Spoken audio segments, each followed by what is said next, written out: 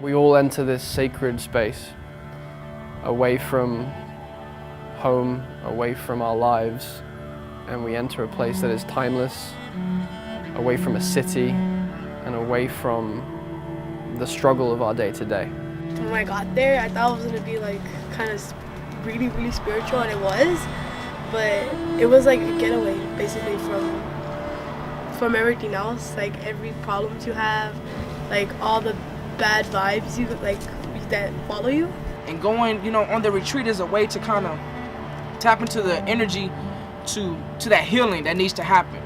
And the first step is speaking about it.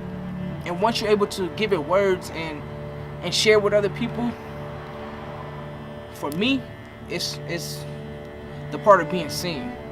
It's like you just let it all out and just you notice that you're not alone basically.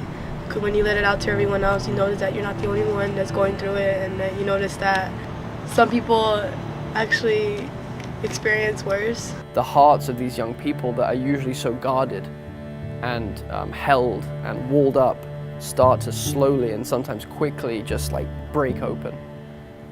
And only then can any healing happen. To enter the pain of a wound is to heal that wound. Me like not expressing myself, not being seen, in a way it was kind of, trapping myself in my own tornado. And so the storm was just getting bigger.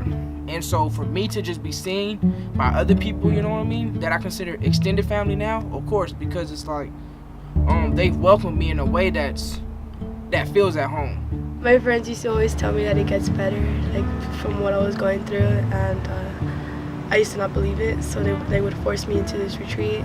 And that whole retreat is basically proving it to you that it does get better. And what Tony's giving is an opportunity, a framework, a structure for these young people to step through that fire of initiation. And it's all case by case.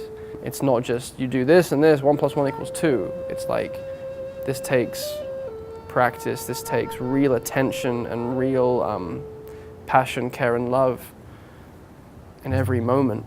There was an amazement with how strong these girls could be. I mean, one of the nights we spent a lot of time writing down and sharing our stories. And it's really challenging to be open enough to be vulnerable and to admit that we were ever hurt. But then the next day, there was the opportunity to take control of the situation and acknowledge that these are the things that happened to me, but I can control the way I react to them and where I want my life to be. I won't let people take my power, so I'm not gonna let people control how I feel about things. I took that down with me and just learned to face my problems and not just turn to other things and try to avoid them. Every day I woke up, I felt happy, like, oh, yes, let's see what's the activities for today. And it's like, when I wake up at home, it's more of like, I gotta find a way to do this and do that, and I know it's gonna be a lot of problems at home, but more out in the world. And this all culminates in this in a ritual at the end of the weekend.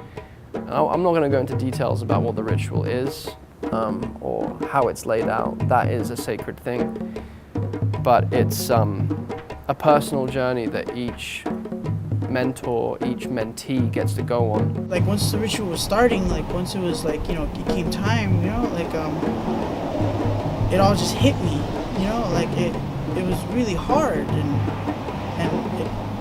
it came full on, it wasn't like a little slow and steady, like it was just full blast, like out of nowhere. And I felt it and it was strong and I didn't know exactly what to do, but a lot of guys helped me through it, and it was great.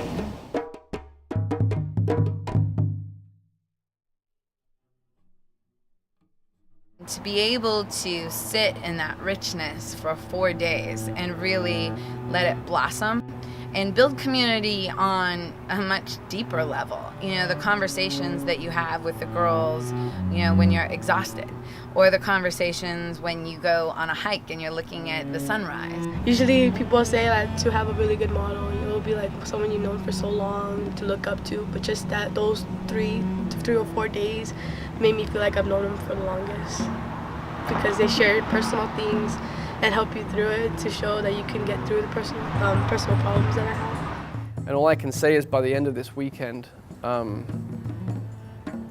there's no distinction, there's no distance between your heart and mine, and the young person's heart and that young person's heart and my heart, and suddenly we are all loving each other and supporting each other and holding each other through our pain, through our joy, through our